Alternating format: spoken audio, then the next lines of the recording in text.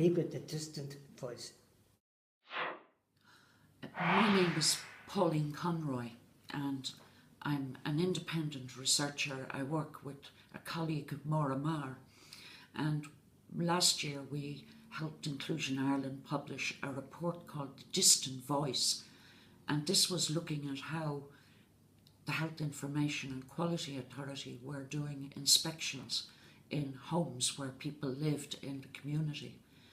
And in this research we looked at the homes where about 700 people were living, and this report was published by Inclusion Ireland as The Distant Voice.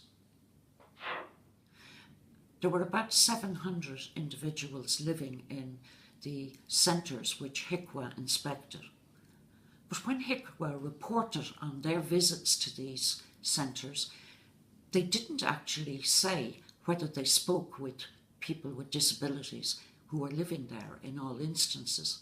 In fact, they only spoke to about 11% of the individuals who were living in those centres. So they didn't have a feeling for the residents' lives living in what was their home.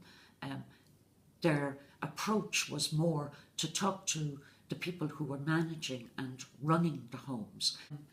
We also noted that very few families of people with disabilities were consulted when HIQA made its report, and we found that there was very little exploration of advocacy, such as self-advocacy, and there wasn't much evidence in the HIQA reports about whether people living in those homes had developed the skills of a self-advocate or belonged to a self-advocate group or had an advocate coming in to speak for them and with them.